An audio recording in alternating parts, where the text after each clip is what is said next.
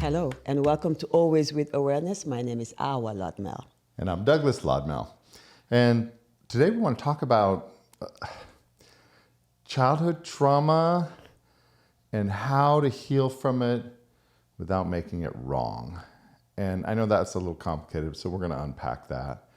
But let me start with saying we were listening to a podcast the other day, and it was a very good one. And they were talking about childhood trauma and how the guest who had written a book on it and who was a therapist was going through her experience of a very traumatic childhood with a very long divorce where she had to, accommodate the mother and the father and all the things that, those kind of things. Painful things. All the painful things. And then she was talking about patients that she had. Mm-hmm. Many have had, sexual abuse and physical abuse and really tough stuff. Yes. Like all of these things that no one would want for themselves or their children or anybody that they knew. I mean, all this stuff is very, very, very tough. Mm-hmm. But the way they were talking about it, you were saying something about it is not quite right. And it actually took us a minute to figure out what, because I was saying, well, that's how we heal. That's how you have to heal. Yeah. You have to go back down there. You have to relive it to a degree. You have to do things. But you had a comment about how the energy of the conversation was going that really led us to a whole new direction that I thought really was very important. So why don't you share what you heard in that podcast and how it hit you? Yeah, well, trauma, which we all have lived. The scale can go from a slap in the face to, the worst I think could be abuse. Yeah, sexual abuse. Sexual abuse. Yeah. And it's something very hard to talk about when on top of it you are not skilled or a doctor or therapist, but we're going to try. And what I heard her sharing was very genuine, very tough life. But this is what I felt myself, because I was like, when was the time where I dealt with my own trauma? Mm-hmm. Because we all have it. Let's agree, we all do have it, right? Humans are perfect. Perfectly uniform, and that we all get our traumas. Exactly. And instead of choosing to say we are imperfect, trying to be perfect, I'm saying we are perfect as that we know every one of us will have to go deal with something in our lives. Mm-hmm. So, like I said, the spectrum is wide open. You're lucky if you're dealing with little stuff. But at the end of the day, the way we deal with it is the same. Okay. Kinda, right? What I mean by that is when you're going through your pain, whatever that pain is, you feel that's the highest of the pain, and there is no pain higher than that. For you at that moment, right? For you at that moment. So if it's a child who got beaten by their mother or abused by their father or whatever it is, for them that's the highest pain because that's the highest pain they've experienced. Right? So in that sense, it's kind of an equalizer. Exactly. That's why we cannot compare pains and say this one is higher or this one I should prioritize. Pain is pain. If somebody's leg is being chopped right in front of you and they're screaming, you can't say, well, you know what, I have worse. I am dealing with mental illness or cancer. For them, that acute pain is right there and then their pain. Yeah. So we agree. But when I was listening to her, I was just going through my own journey. And I remember, like I said, when I had to look at my own life and all traumas that kind of hold you back, because trauma does one thing, is make you question yourself. Mm-hmm. Any pain is geared kind of for that. Pain is good. If there was no pain, I don't know what human being would have done. We would have mutilated ourselves. Mm-hmm. right? I mean, we would just cut our arm just to feel how it feels to just walk with one leg. I mean, you know what I mean? Because that's how we are. But thank God, because of pain, we can stop and try to change something. So I don't know when it happened for me, but it did happen where I had to look at myself and say, what is the trauma in my life that is just making me want to take a different direction than the one before? One thing that helped me is that I didn't make it wrong. The pain. The pain and the trauma. I didn't make it wrong. For some reason, I can't tell you why, but for me, it wasn't the wrong thing. It was just something that happened. Can you give an example of something that you had to deal with specifically in your childhood? It could be, let's say, you did something and you get slapped on your face. You know, so a slap by your parents. A slap by your parents, or or by your siblings, right? Okay, like I remember sharing this before. It's like all these childhood things that make you fear. Fear a human is that when you're little, you're in this little body, you're looking at somebody up there and they scream and they yell or they slap you, you go like, oh my God, you cannot express yourself, brings frustration, bring energy that is stuck in the body. You keep doing that in your life, at some point you have to stop and look at yourself. But when you make it a wrong thing, it's hard to label something as wrong and then to want to go back and forgive it or go beyond it. Yeah, that's a very true statement. And even the Course in Miracles says, you if you make something wrong, you can't then forgive it and yet keep it wrong. And keep it You're wrong. not forgiving anything. You're just saying it's okay, I'll deal with it, but you're not actually forgiving it. So what you're saying is that when we look at our own childhood trauma, let's say it was abusive parent of some sort, and abusive parent in our minds, right? The abusive. Yeah. I'm sure my kids think I'm an abusive parent sometimes.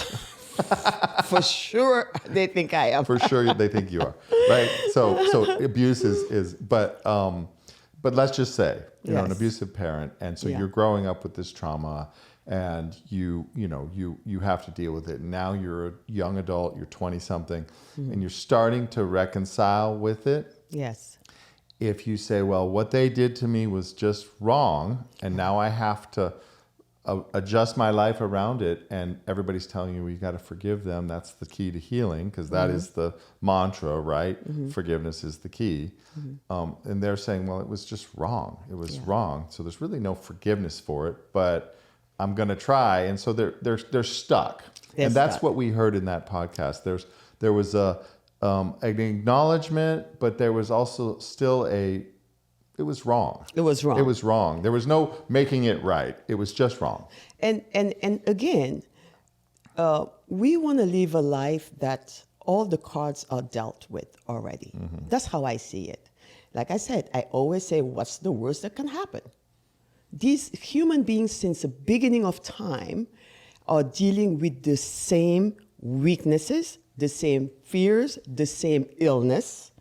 We keep on labeling it differently, but it's the same thing. Yeah. If you look at it. This is not the era where the most abuse happened between parent and kids, right? We've been dealing with this. We've been dealing with, not too long ago, our sexuality was free, do whatever you want, and sleep with whoever you want. So when you look at it like that, of course, it's hard to have somebody that is your parent, that you love so much, respect so much, and to know they're dealing with something so hard that they are stuck into a body or a sexuality, because we are accepting it if it's, in our mind, something you're not choosing, like a cancer. You're not choosing it, so okay. If you are moody, or it's okay.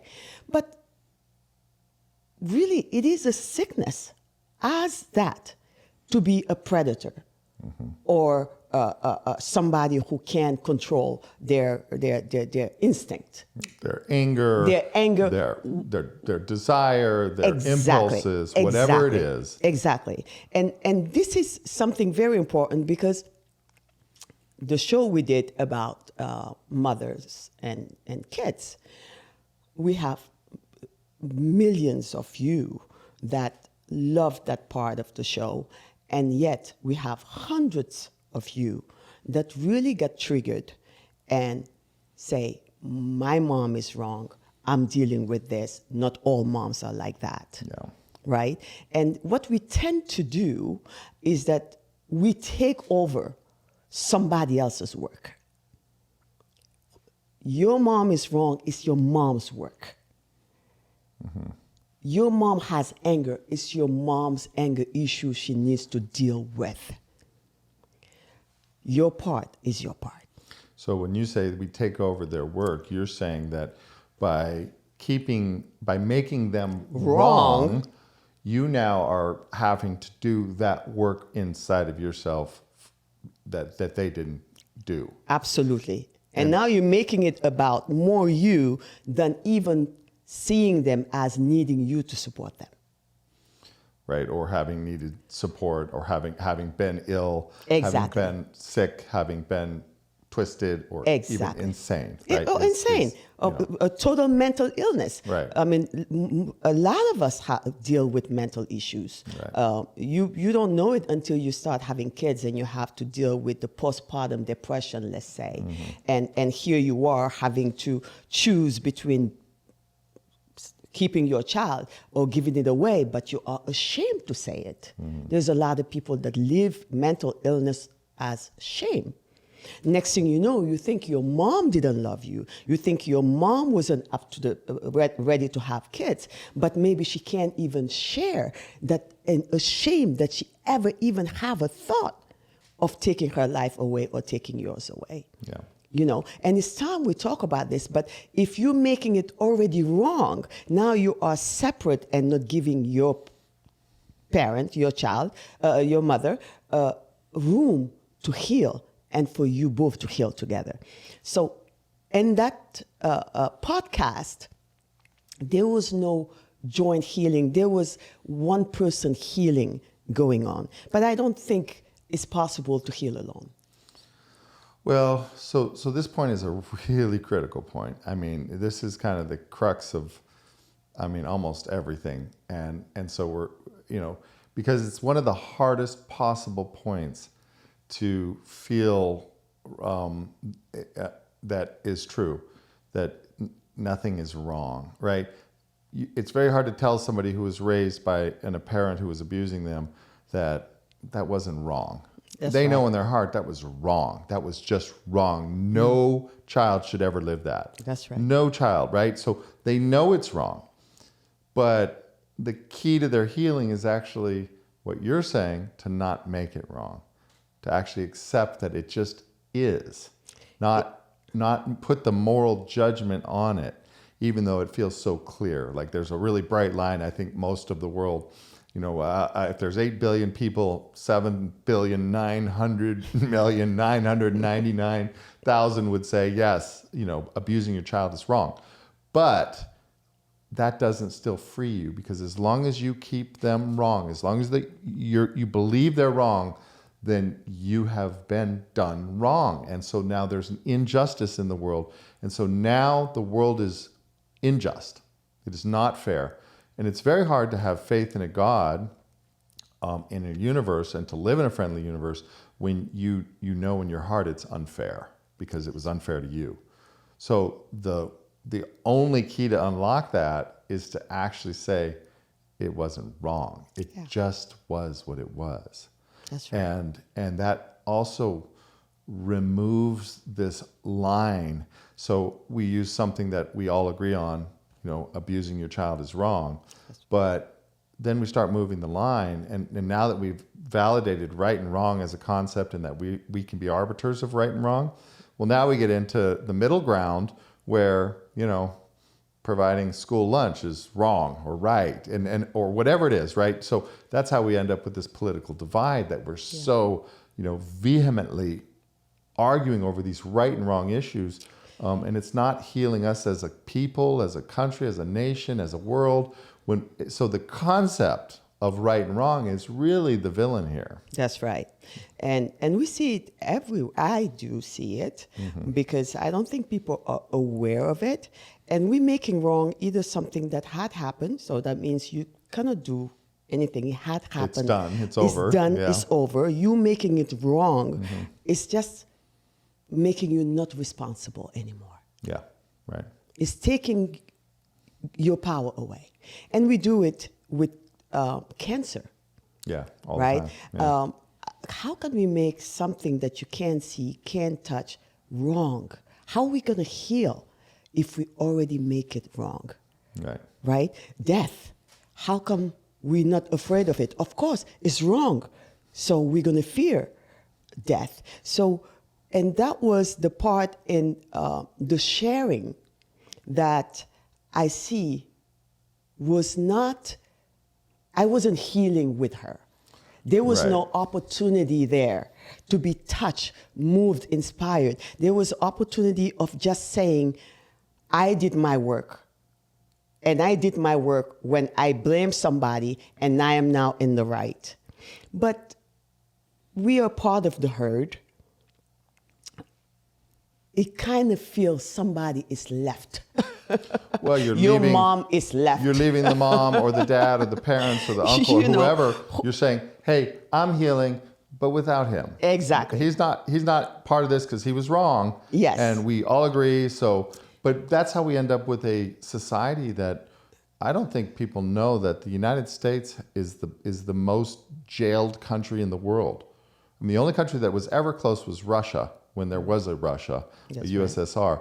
We jail more of our population than any other country in the world. We are very punitive. Yes. We have a very hard edge to us as a country. We believe in right and wrong. We have these very strict guidelines of what it is, and we're very unforgiving of each other. That's right. And this carries through into our own psychological work and how we talk about it, to where we're listening to a podcast of somebody who's written a book and respected and being looked up to say how can you heal, and what she's doing is saying, well, he was wrong, they were wrong, they didn't take care of me, I acknowledge that, now I understand where it came from, now I can heal. Yeah. But never ever acknowledging that what they were going through and what it is and was it really wrong? Why do we have to make a judgment about it? And how is that serving us? That's the real question. Why do we have to judge something? And how does it serve us to judge something?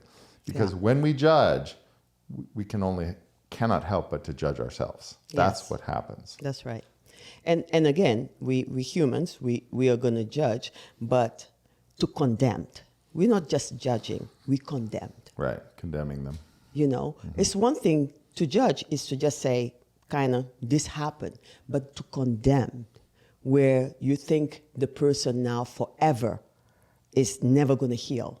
You are the one doing the healing alone without them. If anything, introduce them back into your story in a way that will empower you. Because if it's just a story, whatever they did has either condemned you, and now you have good yourself, you a damaged good, or you thankful that you are still alive, thankful that there's a part of you that is not destroyed, and grateful to them and bringing them back into your story. I'm not saying go reconcile with the person, force them into your life, but in your story. Because what we say to ourselves either inspire us or just Deflate us. deflate Yeah, us. yeah. So it's very important that in your story, whoever you are, that your story at least is yours to inspire you to go forward. Yeah. But I don't think anybody, maybe again I'm wrong, can go forward without her own people, always. Who are you when you telling your grandkids, your grandfather, instead of saying, was not well, you're going to say, abuse me. Mm-hmm. How is that child going to hear that? Well, this is what I believe really is meant by the sins of the father is visited down to the generations. It means that you're just taking, and it's that making of right and wrong. So let's back it up and look at it from a different angle. Mm-hmm. You find yourself in a position where you have trauma, right? Mm-hmm. From any stage of your life. Which we all do. We all do, right? And you identify that trauma and you identify the people or the environment around which that trauma occurred. You have an option. You can make it wrong and try to heal from it, or you can acknowledge that it is what it is and it contributed to wherever you are today, the person that you are, everything about who you are is a function of that in part. You can't take it away. And be grateful for who you are, which inherently means that it was not wrong, it just was. I'm not saying that you're making it right either. Don't get me wrong. This doesn't mean, it's not making it wrong, you're making it right. No, I'm not making it right either. I'm just making it is what it is. It is what it That's all. It just is what it is. Yeah. And when you look at things as this is what it is, without that judgment, the healing is so much easier because now you're not getting over the moral, like, how could they do that to me? We have a friend who was sexually abused by her father. That's right. I mean, and she has written a book about it. She has started a charity about it. She has a podcast about it, and she talks about it constantly. Yes. And it's part of her healing process. But there's one thing that's very clear. She is very clear that what he did to her was wrong. Yes. The challenge for her from this conversation's perspective is that she's never really healing. She's just continuing to live that story over and over and over again. Yes. Telling the story again, constantly talking about the story. She's still living in that wrongness. And when you talk to her about her father, you can see the anger and the resentment is just at the tip of her. She's Always. boiling with it. She's living in it all the time. Yeah. And so purely from the standpoint of, do you want to heal or not? If she were to try to say, well, it wasn't wrong, which would be very hard for her because she's lived in that story for so long, but that would really be the only way out of that story. That's right. To not make it wrong. Yeah, and we all do that. It's so funny because those things in our life are even more energizing for most of us. Right. Yes. Oh yeah. Those are the things to wake us up to want to be a speaker, to write the book. So it can't be that wrong. It's almost like designed to come with life. Yeah. Right. I remember one day, this French man came to my house, and his whole life he had fought racism. Right. To the point where everywhere he goes, because that's the thing. That was his whatever cause. you fight, whatever your cause, that's what you are going to see everywhere. Right. So fast forward, first time in my home, never seen him ever before that day. This is a white French guy. This is a white French guy. Yeah. So he came to my house, and all he found to say is like, wow, this is your home? You live here? I said, yes. And he's like, wow, you did well for a black girl. I'm like, where is this coming from? But... And then he went on to say, and so how have you experienced racism? Exactly. And your answer was? And he was with his wife. And I said, I see you fought it so much that that's the glass you wear on. That's all you can see. You coming to my house and you can't see nothing that I am but black. But that's what it is when we made something wrong. Right. Right? It was wrong for him that black people were abused. So he's going around in his mind looking where a black person can be abused. So there, he couldn't see the abuse, so he was shocked. And funny enough, his wife, who again was tired of the story, they were coming just to pick up a friend of ours for 5 minutes. They end up spending the whole day. Why? Because the wife was just finally somebody who gonna talk to him, because he can't hear it that he's doing this all the time. That was the most beautiful day we had, because those things may end up being the reason why we live. Mm-hmm. And it's very energizing to have something wrong. It kind of makes you get up every morning. But I think we can do it a different way. Well, again, if we don't make it wrong and we just make it what is, it doesn't mean we don't still have the opportunity to choose to work to change it, because we're not making it right either. We're just taking the judgment out of it altogether. Yeah. And so what I like to say in my work, what I think we have kind of settled on as a better way to describe things is not right and wrong, because it comes with this big judgment around it. But is it workable or is it unworkable? Is it working for us? So the question is not, was it wrong that your father abused you? That's not the question. The question is making it wrong? Is it continuing just to tell the story that it was wrong working for you? That's right. And most of the time, honestly, it's not. Clearly, it's not. You can see it. And if you really want to heal, the answer is almost certainly going to be that story is not working for me anymore, because I'm still reliving the abuse every day. I mean, that's right. I can't get out of it because I'm still making it so wrong. And that's just the trap of right and wrong. Yes. I personally think this is, the story of the Garden of Eden, Adam and Eve.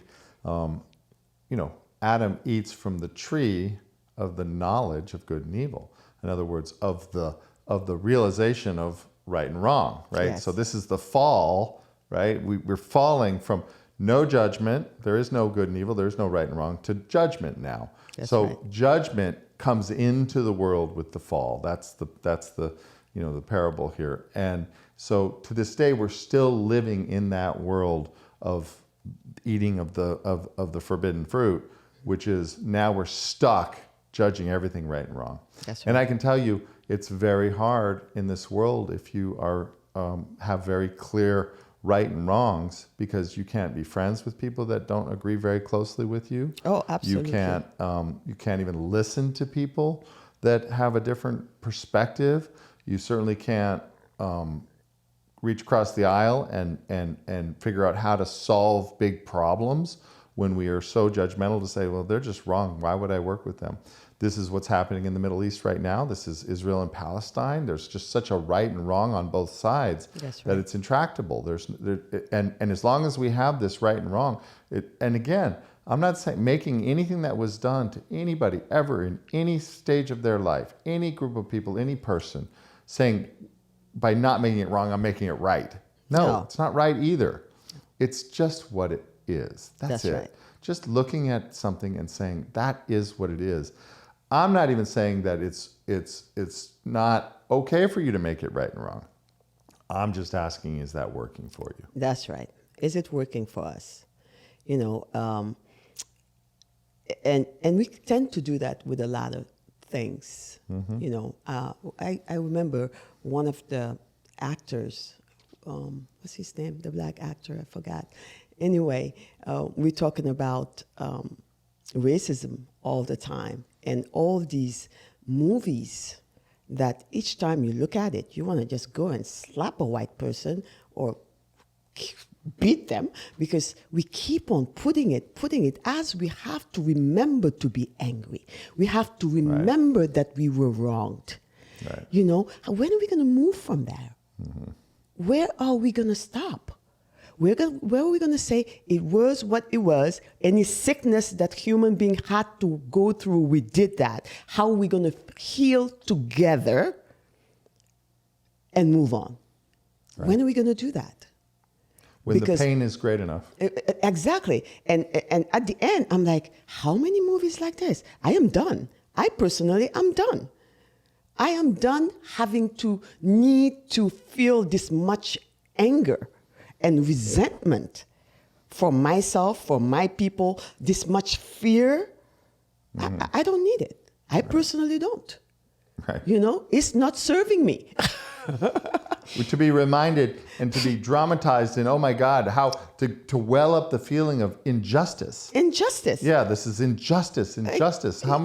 How many stories are we going to continue to tell as a people that just focus on the injustice that was done? Exactly. You know, and I think that makes us all not heal. And like I said, like Course of Miracle was saying, it happens together. Yeah. We have to heal together. Because anything that's human could be you. You're just lucky that you were dealt with the card that this time you're not dealing with this one, but you're dealing with something. So it's about time we change the narrative of our stories as humans. Yeah. You know, as humans, recognize when something is happening that is not serving us any longer, and how we can heal from that. And just to that's why that podcast was hitting me in a way that I wasn't feeling included in the healing, because you know, it was her healing journey in a box. That's right. Because she didn't include her protagonist, her father, and her mother. It just meant she was healing alone. That's right. And there's no healing alone that is complete, whole and complete. Yeah. I'm not saying you can't heal a great amount alone. You can. Yeah. You can do a lot of work without, but as long as you're still excluding the other from your healing by making them wrong, then your healing is never whole and complete. You're always holding this thing. So this idea that forgiveness is acknowledging that they were wrong and then forgiving them, that's not forgiveness, at least not according to A Course in Miracles. Yeah. Forgiveness is realizing that it never happened. In other words, that it was never right or wrong. Yeah. The action happened. Don't misinterpret. Of course it happened. The abuse happened, the divorce happened, the things in your life happened. But the wrongness of it never happened. The right and wrong, the judgment. And so it's acknowledging it just is what it is. Now I want to go to something that maybe will be easier for us to put this in perspective, because again, it's very personal. If we talk about our abuse or something that happened to us, it's very hard to get through that for some people. That's right. But you mentioned it already, which is death, right? Yes. We have made death wrong. And so we've made it wrong. So when people die, it's wrong. It's a great injustice. And so let's talk about that. If death is wrong, then what does that say about God? If death is wrong, unjust. Unjust. Because we're all going to go there. It's guaranteed, right? That's right. None of us have figured out how to get out of it yet. You know. If death is wrong, which we kind of all have societally agreed that death is this terrible, terrible thing. Yes. Then God is also a punitive, punishing God that is an unjust kind of guy or girl, right? So how do you live in that world and feel like anything is okay? For me, death is the one thing that even the balance. Yes. Everybody's going to go. I don't care who you are, who you think you are, how much money you have, how poor you are, we all going to die. Yeah. Saint, enlightened, asleep, we all going to go. So that one thing we share that equalize everybody, put us all in the same stage, we're making it wrong. Right. You know? We're making it wrong. So is sickness. Wrong. We're making it wrong. So is growing old. Right. We're making it wrong. Those are the things we know, if you are here, those things are going to touch you. And taxes. We're making those wrong too. We all feel very wrong by the taxes. Taxes, we're making it wrong. I'm like, the one thing that you can participate for the people that need, we're going to make it wrong. So we are just people that see the wrong in everything. Yeah. And It's the human condition. That's the fall from grace is this right and wrong judgment that we now have the Exactly. power to do on everything. But it's a power that flips right around and cuts you first. Yeah. You're the first one to be online to suffer, Yeah. because those things can create pain, but not suffering. Right. The suffering is your choice. Yeah. Pain. Our Pain. choice. Pain happens. Yeah. Suffering is how if you make it wrong, you Exactly. suffer. If you make it wrong, you suffer. So I guess that's our intake about that podcast, about at least, making something wrong. And again, I'm going to take this time to talk about the mother-daughter issues. That one I didn't realize how much I was hitting a nerve there, and it's a big one. Your mom, doesn't matter who you think she is or should be, could have, would have, is a human being. And sometimes you're taking over without knowing what that person is going through. As a person, not as your mom. Just a human being going through hell by themselves. And maybe if you don't make it wrong, there is still room for you to heal with her. And that is the true healing. Yeah. The true healing is not you saying, I condemned her, she left me, now I can show love to my kids, and that's about it. Well, like Sadhguru would say, there is not more ungrateful than kids. The kids. Don't bet on your kids. They're going to leave you too. So anyway, just again, be nice, be kind. Take the time to look. Was it really wrong? How do you know it wasn't? You're still here with everybody doing the same work we're all doing. Yeah. Right? Well, and I mean, just look at it from this perspective. Is it working for you to make everything wrong? Death wrong. Let's say somebody in your family died too young. Let's say, your childhood trauma, your abuse. Let's say your own personal divorce. Let's say your estrangement with your children. If you make all that wrong, how is that working? How has that allowed you to heal? How do you move forward in that space of all this is wrong? Versus it happened. It's not what I preferred. It's not what I wanted, but it happened. And now what do I do? Where do I move from here? And if you decide I'm just going to move from here, not making it right or wrong, just move, all of a sudden the doors of possibility open in a different way. You've unlocked an entire new hallway of doors because your wrongness has shut the door of possibility that actually it served you, that abuse, that estrangement, that it served you in some way, shape, or form.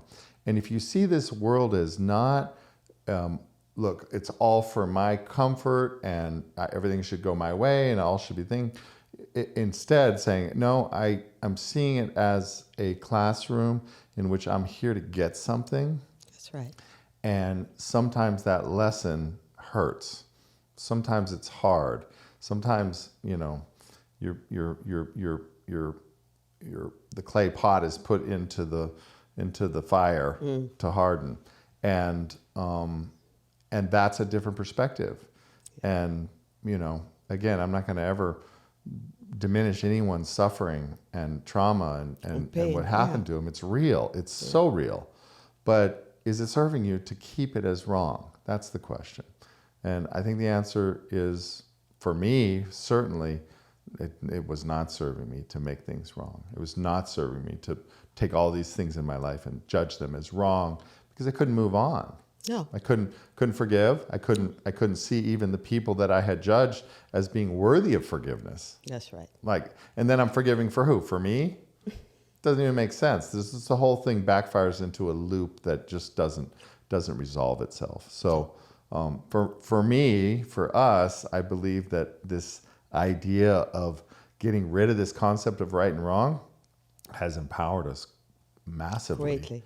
to move forward in the world. And then when things happen, it's not about right and wrong. It's about workable, unworkable. It's about, what do I want for my life? Where do I want to move to? How do I want to be? And I see it with the people. We're so fortunate to have so many people that are in our lives that trust us and talk with us, from our clients to our friends, and to now everybody here on this podcast that's listening. And we're seeing, and it's very consistent. It's very consistent that those who really drop this concept of right and wrong, drop the judgment, just move faster, move higher, move further than keeping it. Well, this is the thing. It's just, is it worth it for you, right? I know there is a point of your life that you realize you have the control, you have the power of who you want to be and how you want to feel. And I just have no interest having my body tighten up, being acidic, just because I believe somebody had wronged me. I see that by me thinking that, I might suffer even more than the person. Oh, always. Yeah. So if I don't make it wrong, and I say it is what it is, and if that person is worth for me bringing it back into my life, and we talk about it, and we forgive each other, and we move on, then that's what I will choose. Because again, it's not worth it for me to be in an acidic environment wherever I have a thought of that person, because it's the thoughts. It's the thought. They can be dead. They're not dead to you because they are there. How do you know? Wherever you get an opportunity or a chance to connect with anybody, they're the first one to come into your mind. Your predators. And it was funny that this person was doing this work. Why? Because she had to. She's like, if I don't do this, I can't be married ever and happy, because that thought is always there. I had to heal myself to have a relationship with my husband. But what she didn't share is her healing alone and still making it wrong. There is still work to do. Yeah. There is still work to do. So take this, look at it in your life where just the thought of somebody makes you sweat and want to kill. Then you know the work is right there for you. Yeah. That means you are making whatever happened wrong. And as long as it's wrong, they have the power, not you. And like I said, you inviting them back into your life and not making whatever they did wrong will give you peace, will give you back the control of your life. When do you know you heal? When you can even tell the story without blaming them for what happened. You just knew they were not okay and they did something that wasn't okay, but it's not about them. You don't condemn them. You don't condemn who they are. Because I believe if there is a God and he trusts enough to create them as much as he created you and I, then they have a space here. Who are we to remove them from life, to remove them from existence? You can't do it. It's not up to you or me. So that's my intake. I hope you take that to heal yourself, but not only that, to heal all of us. Yeah. So just remember, resentment is the poison that you drink, hoping the other person gets sick. And it does. It burns you first. And that's, resentment comes from a judgment of right and wrong, a judgment of wrong. Right? That's right. They did it wrong. I resent the injustice. So if you feel injustice in your life, if you feel like things are unfair, then you know that you have judged things as wrong. and now you're living in the environment, in your body, in your thoughts, Exactly. in everything that you create around you. That's You're right. living in that. Yeah. And so, is it working for you? If it is, keep it. If it's not, maybe you want to consider looking at it differently. And that's what this is about. That's what this show is about. Yeah. I thought this was a great topic when we heard it, because it took us about 30 minutes in the car when we were listening to this to sort it out, because that's just how we process. Yeah. But we always end up realizing we're always talking about the same thing. We just use different language. Yeah, me and my not political, Politically incorrect self. self. Yeah. Yeah, sometimes it takes even my husband time to get me. Yeah. Anyway. Yeah. So, All right. So, well, thank you again for joining us with Always with Awareness. And comment, please, about this. Like it, share. We do value when you guys grow and share what we're doing, and let us know how you feel about it. All right. Thank you. All right. Thanks. And we'll see you next time. See you. Thank you, hon.